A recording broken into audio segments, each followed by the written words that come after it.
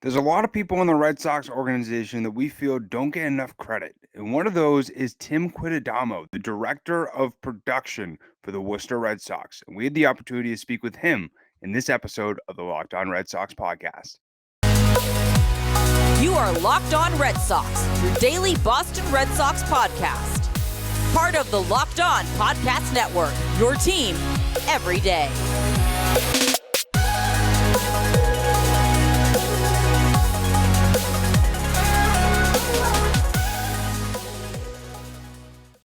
I want to welcome you back into Locked On Red Sox podcast, and thank you so much for making Locked On Red Sox your first listen of every single day. I'm your host, Massachusetts Pirates team insider, Jake Ignaszewski, and we were joined today by Tim Quitadamo, or TQ, as most people call him around the WooSox. He is the director of production for the Worcester Red Sox. Not only helps out with the game day presentation, also with the NESN broadcast, and so much more to help make the experience at Polar Park magical for every single fan that goes and watches a game. But Lauren and I had the opportunity to speak with Tim a little bit about his journey to the WooSox. He's worked for the Paw Sox and the Worcester Red Sox organization for over 5 years, and we got to speak with him about his journey and what he's learned so far during his time in the sports industry. Now let's get into our conversation with Tim Quitadamo. We are here with the director of productions for the Worcester Red Sox, Tim Quitadamo. How are we doing, TQ? What's up, Iggy, Lauren? Doing fantastic. How are you guys? Can't complain. Never better. Never better, Hermione Never Granger. better. Love it. I want to start off real quick. How did you get the nickname TQ? And has anybody really butchered your last name? Yeah, every teacher growing up has butchered my last name, Quitadamo. It's spelled exactly how it sounds. There are no frills, no fancy accents to it, anything like that. And I'd get like Quitadamo all the time, Quitadamo, but it's Quitadamo, Tim Quitadamo. And then naturally playing baseball growing up, everyone needs a nickname. Not a lot of TQs rolling around there. Shout out to any listeners named Tyler Quinn. You might be one. But everyone called me TQ, and then it was weird in middle and high school is when I started forming like my kind of lifelong friends, and everyone calls me Tim. And then when I went to college, I played baseball at Emerson College. Everyone started calling me TQ again. So I've just been in an identity crisis for 26 years now. Is it Tim or TQ? And TQ has been sticking the last 4 or 5. I've only heard one person call you Tim, and it was Dylan, like as a joke. He's like, I'm looking for my friend Tim. Good old decaf. But for people who are listening and thinking in their mind, what does the director of productions do for the AAA team for the Boston Red Sox? Give them a little bit of a summary, sort of maybe like what you do as well as how you got here as well, because you've been a part of the Red Sox organization for a long time. Yeah, pushing 5 years now. So I'll start with what I do. I oversee the media production department for the Worcester Red Sox. That encompasses the 75 home games a year that we run our own television broadcasts that are on NESN Plus, or tape delayed when both the Bruins or Red Sox, Connecticut Sun, any combination of them are playing. But most of our games, usually since it's in the summer and we're only up against the Boston Red Sox, will be live on either NESN if Boston has a nationally televised game, or on NESN Plus if the Red Sox are on NESN with Dave O'Brien. So we take a lot of pride in that we send NESN a finished product. The graphics, replays, everything. All of our camera operators are technically employees of mine, which is always freaks me out. I'm not really the boss type, I would say. But I oversee television production, all of the in-ballpark entertainment. So the PA announcer, Ben DeCastro, hilarious, great voice, fantastic guy. All the music you hear at the ballpark, same thing, replay, graphics, videos, and then having a little bit of a hand in social media, although Brian Simmons Hayes is unbelievable. I know he does some work with the Worcester Railers, does some freelance graphic design work for the Pirates too, I think, some occasionally. But yeah, that's what I do now. That's not where I started. In 2019 was my first full season. I was an intern with the WooSox before then. And I operated the video board. So I lived in Photoshop, and then I was just pushing buttons during the game to make sure the right headshots were up on the board, the right stats, players' previous at bats, which had never been done before at McCoy. Because fact of the matter is it was an old ballpark. So it wasn't necessarily capable of all of these modern amenities, as we call them now at Polar Park, or as Dr. Steinberg loves to call them. So operated the video boards in 2019. At the same time, I was bartending in Boston. Kept doing that in 2020 when COVID hit. I was fortunate enough to be hired full time in January of 2020. And then goes to show you the ownership group that the WooSox and now WooSox have. They didn't furlough or lay off any full-time employees during COVID, which was unbelievable, because you heard of minor league teams having to essentially clear house because they couldn't afford to stay up. So very thankful for that as well. And the alternate training site was at McCoy in 2020. So we were still setting up a 4-camera shoot. We were live streaming baseball games on Facebook. We had our broadcasters in. I would jump in the booth with the great Josh Mauer, who's now a radio broadcaster for the Milwaukee Brewers, Jim Kane, who's incredible with us again this past year, and Mike Antonellis too, who had been with the Sea Dogs for a long time, and then got his call to AAA, supposed to be for the entire 2020 season in Pawtucket, and just horrible luck for the nicest guy in the world, Mike Antonellis, but he's been in the booth a bunch at Polar Park. So I got to start learning from them a little bit in 2020 at the alternate training site. Meanwhile, we were just grabbing as much content as we could for social media. We would mic up players because it was just practices. It was great. It was so loose, so fun. And then we would send every camera angle to the Boston Red Sox too for their scouting and player development departments. And then 2021 was just chaos up and down. Opening a ballpark is ridiculous.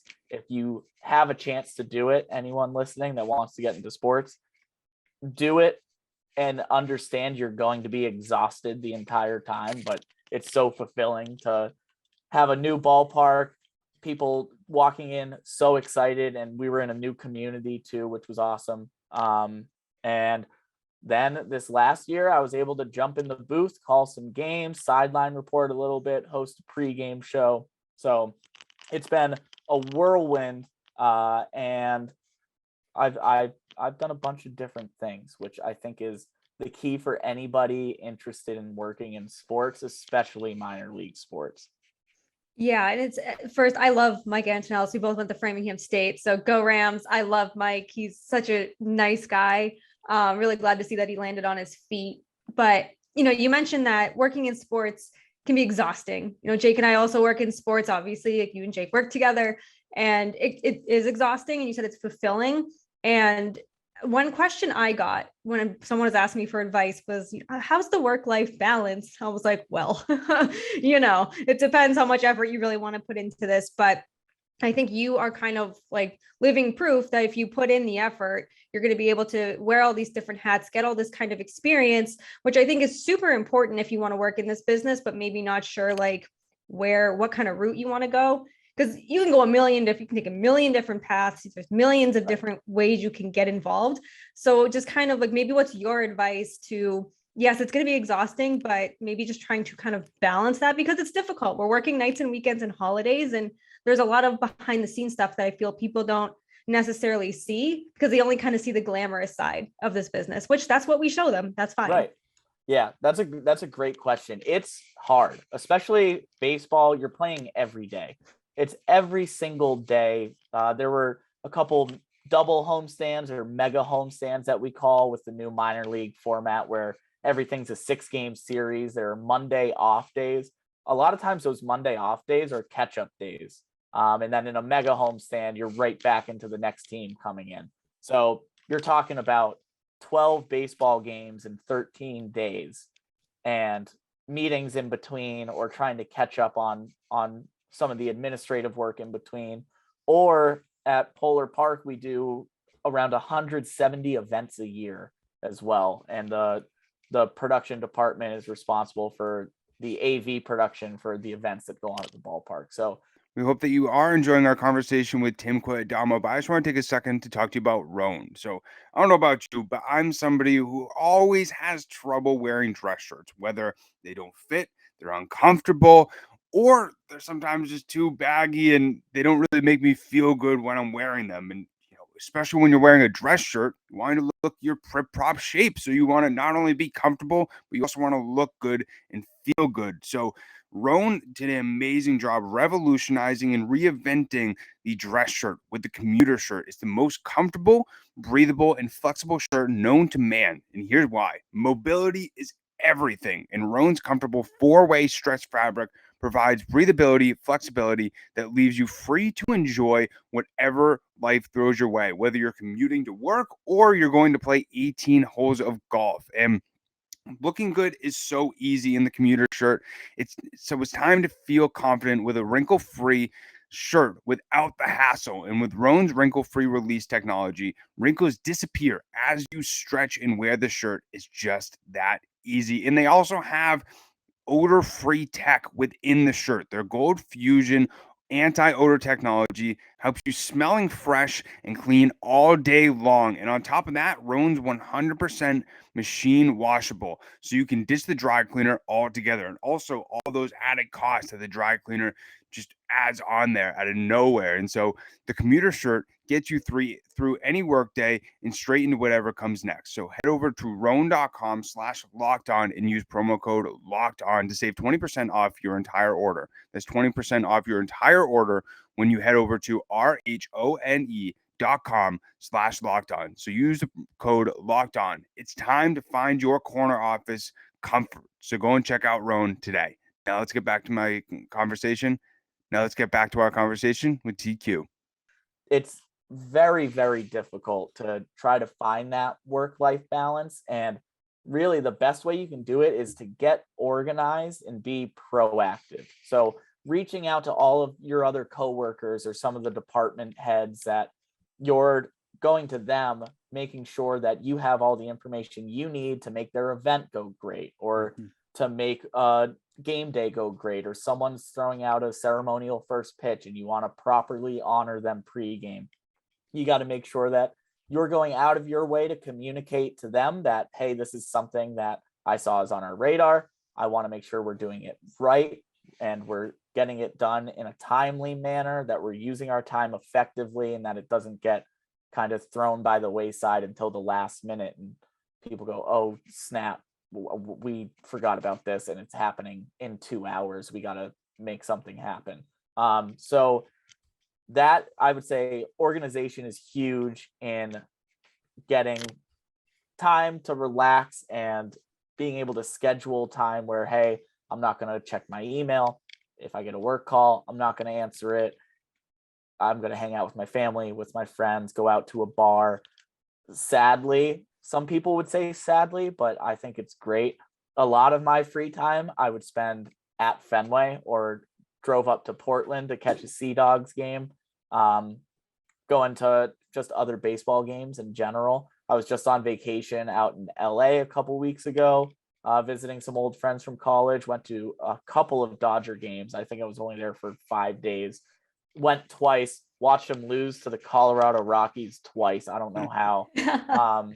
But just making sure you stay organized and that you take the time for yourself. Right. You need to, because the burnout is a real thing too, where there's always going to be more work to be done. There's always going to be more events. There's always going to be more baseball. There are always going to be new ideas that are fun and exciting, but none of it is going to be as fulfilling as we've been talking about if you're not well rested, mentally in the right place. So you have to make sure that as seriously as you take the work and getting the job done, take seriously some rest and relaxation.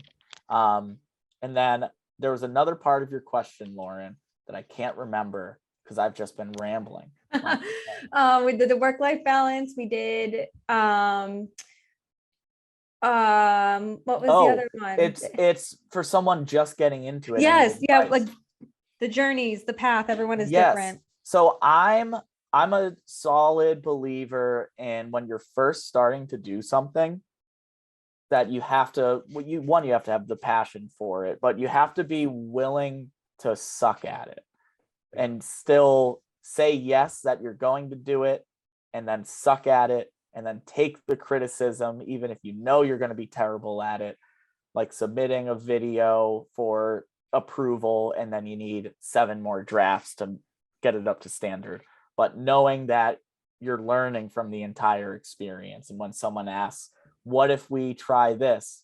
Try it. It might not work, but try it and you might like it. If you don't like it, you can always go back to how you were doing something before or try a different way. So especially when you're young and getting started in the industry, try to say yes to as many things as you can. Again, don't say yes to everything because you won't be able to do everything. You'll get burnt out quickly. Say yes to as many things as you can, even if when someone asks you to do a project and you go, I've never done that before, I don't know how, figure it out.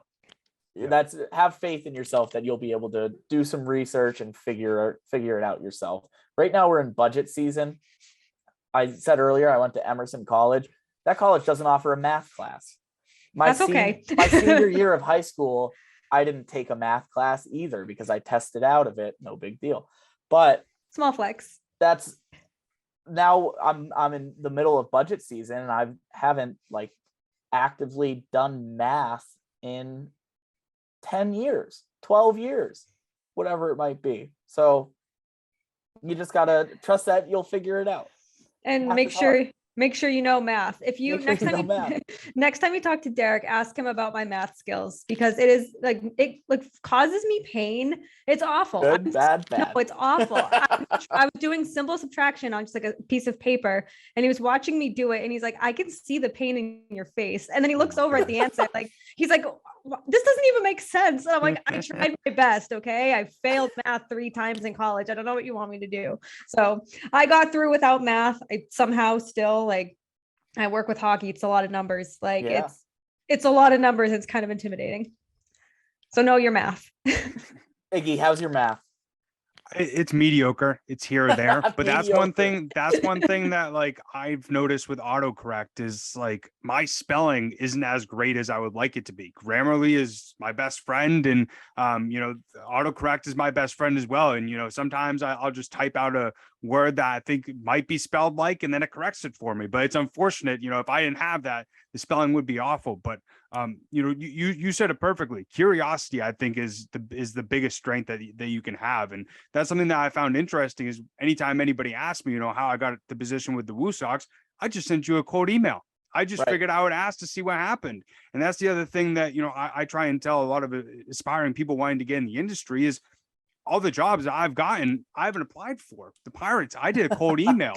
Lauren and I knew each other before, the WooSox, I did a cold email, and it's really just networking and knowing the people. And, as you mentioned, trying new things that you didn't know before. When I started with the WooSox, I barely knew a lot of this stuff, but like I figured it out. I was open to like learning. I was open to the mistakes. And that's a nice thing about, especially, working in minor leagues is, being able to try multiple different things and, being able to build up those skills. Because as you know, versatility is key in being able to do multiple different things and, being good at those things as well, but also, not being super hard on yourself is super important. Yeah, it's definitely, versatility is so important, especially for young professionals in the sports industry. You don't want to pigeonhole yourself to saying, I only do graphics for social media, and that's what I want to do for a minor league baseball team or just a professional baseball team in general, and then go into a place and only do that, because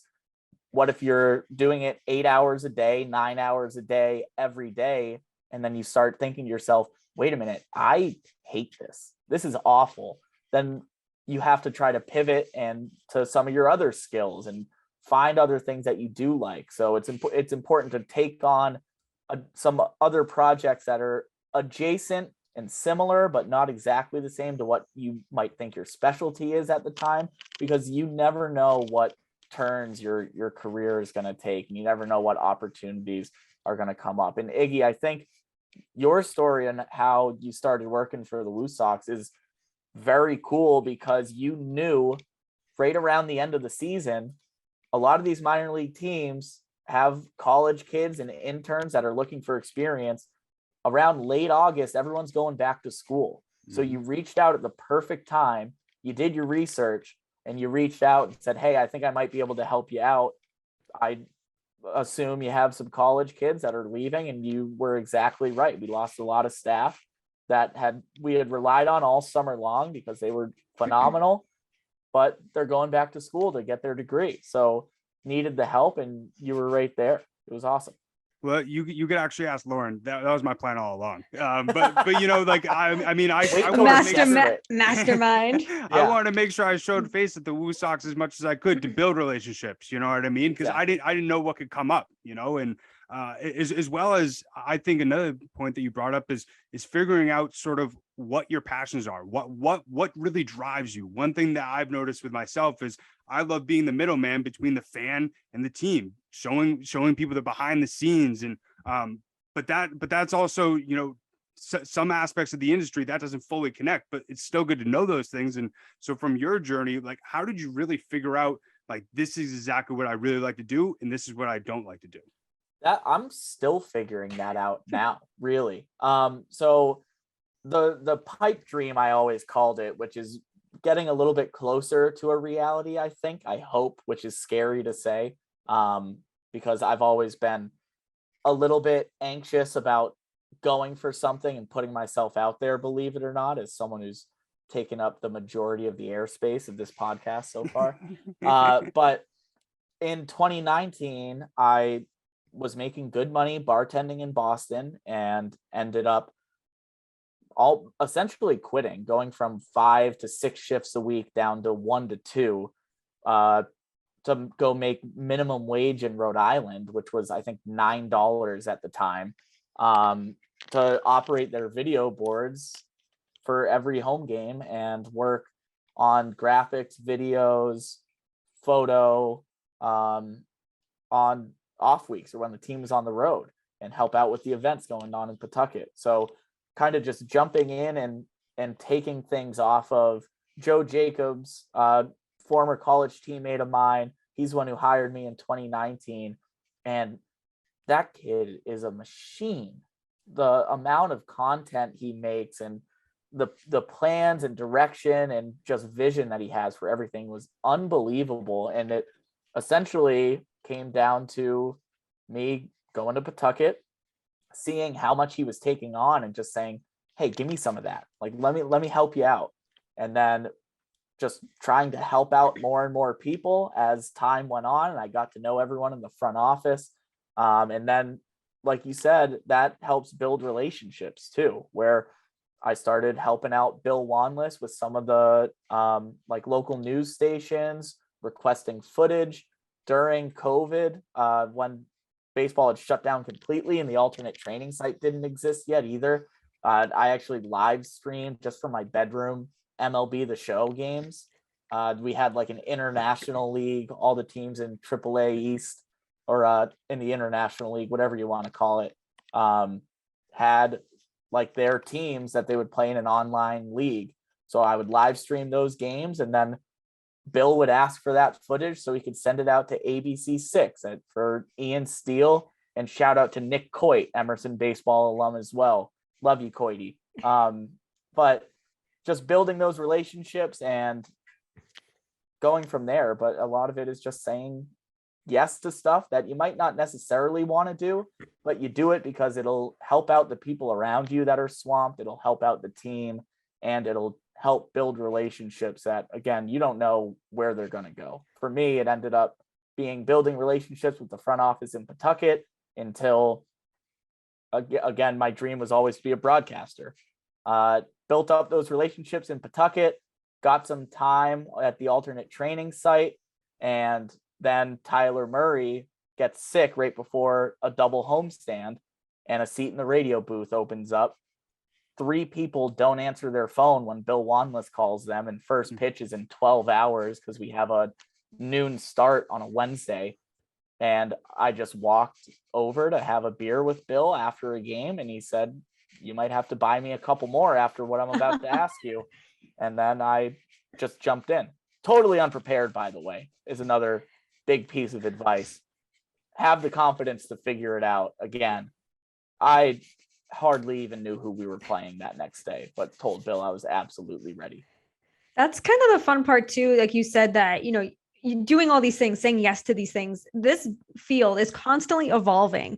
Like 3 years ago, we didn't have TikTok. And that's like one of the biggest things among sports teams. And just, it's how a lot of people get their news now too. Right. It's Twitter and TikTok. You see that constantly. And with that, you said something that really kind of stuck with me. It said, don't be afraid to make mistakes. And I think being in this business, all of us are going to make mistakes. We know we want to be in this business. We know we're good at what we do, but doesn't mean we're perfect. We're going to mess up, and we need to be okay with hearing criticism and not take it personally, and just be like, all right, take it, turn it around and do better next time, because it's going to show again, these relationships you're building, that you're serious about furthering your career or just bettering yourself to be a helpful person and to be competent at your job. Yeah. And that's we said baseball is a grind. They're playing every day, but the good news is you make a mistake, you get another chance the next day. Right. And that's the other thing too, is when you spoke about, Lauren and I speak a lot about not putting pressure on yourself and putting yourself down, because you're your biggest critic. And especially with taking time for yourself, when you do have those lazy days, not getting on yourself about not being productive. And I feel like that's a huge message of this episode is, really, even if like the job doesn't hand you a great work-life balance, you got to make it yourself. And for yourself, if you were able to talk to yourself, back in 2019, doing that video board stuff for the WooSox, and maybe thinking, I want more for myself, what advice would you give to your younger self? That's a great question. It's my favorite question to ask. I think my younger self, I would kind of shy away at some opportunities to be on camera or to like host a panel if it was for a foundation event or something like that. And it wasn't because I didn't want to do it. It was just because to me, that stuff is like very real, where I can sit down and talk about baseball and go through a game, talk about the Red Sox up and coming prospects until the cows come home. I love that stuff because it's meant to be fun and entertaining, but like being the spokesperson for this documentary or something about the history of the WooSox, I would see that and be like, I don't know that I'm the best person for that, because I'm from Worcester. I'm excited the team is moving because I grew up 10 minutes down the road from where the ballpark's being built. I love the WooSox, but I was just thinking like, I don't know that I would be the best for that. And I think I probably said no to too many opportunities that I would have really enjoyed doing because I was scared. So this year, that conversation with Bill, where I had 12 hours to eat dinner, sleep, eat breakfast, set up the in ballpark entertainment for the next game, do my research, and then call a game on the radio. My first thought again was, I don't know that I'm the best person for this. I don't know that I'm ready for this. And I'm thankful in that moment that I flipped some sort of switch and said, you know what, screw it, let's do it. What's the worst that happens? I've always wanted to do it. The worst that happens, I'm bad at it, but maybe I get a couple of good clips, a couple of good plays that I can spin into a reel and ship out to one of the other broadcasting jobs eventually, or whatever it might be. So I would definitely say to my younger self, put yourself out there a little bit more, be a little more honest and open, because people can tell if you're trying to kind of button up, if you're not a naturally buttoned up person, which I'm not. people can tell when you're putting the mask on to try to just be a member of a front office as opposed to just being yourself. There's a reason you got hired for what you're doing, and it's because they know you're you and they want you to be you. They want you to be creative. They want you to express your love for baseball in my case, and they just want you to do what you do. So I was always a little bit scared to put myself out there. I think that's a huge lesson for anybody, because we usually like to emulate, who we looked up to or who we looked at as a role model. For myself, Don Orsillo and Gary Streisky, and I would used to watch their stuff. I actually watched something when I was like 10 years old. I tried to emulate Don Orsillo's voice, and that's one thing that especially getting in this industry, is being yourself, whether you're on camera or whether you're just in a regular work environment. Don't think that you have to just fit in. Just be you at the end of the day, because as you said, people are going to understand that mask and they're going to see right through it. But as long as you're your true, authentic self and you continue to do what you love at the end of the day, that's how you're going to wake up every single day happy. I have a quick Don Orsillo story. I know we're running out of time. So I ended up meeting him in San Diego last year. I think it was during the All-Star break. I took a trip out to visit my brother who was living in Arizona at the time. We road tripped out to San Diego, went to Petco, and Dr. Steinberg, president of the WooSox, had spent so much time with Larry Lucchino in San Diego in the building of Petco Park. And then obviously with the Boston Red Sox, Don Orsillo was there at the same time. So my brother always bought me Red Sox tickets and bought me beers going to Sox games for years and years and years. So I needed to repay him eventually. So I asked Dr. Steinberg, like, hey, is there any way we could meet DO when we're at Petco? Because I think all my debts would be paid.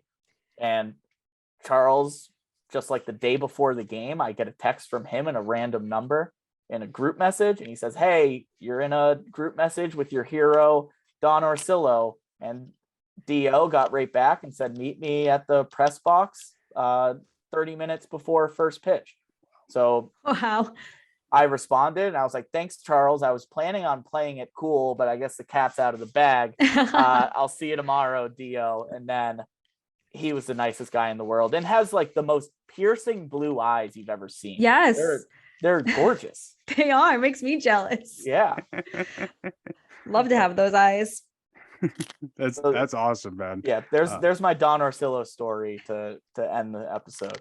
I love it, man. Well, I think a lot of people are going to take a lot from this, whether you want to get into sports or, whether you're just getting into a career and you're not even interested in working in sports. I feel like all these lessons are applicable to anybody getting into the working world, or if you're already in the working world. But if anybody wants to support you in your journey, whether it's on social media or anything like that, where can they find you? They can find me at TQuity, TQUITY. Or Tim Quitadamo on LinkedIn. I'm usually pretty responsive on there. Or shoot me an email. Go to WooSox.com. My email and LinkedIn are linked on there in the front office directory. Reach out however the heck you want to. Iggy did it. You can too. Exactly. That's the perfect slogan to end it. Really appreciate you taking the time, TQ, and can't wait to see you again next season at Polar Park. Thanks, guys. Appreciate it, man.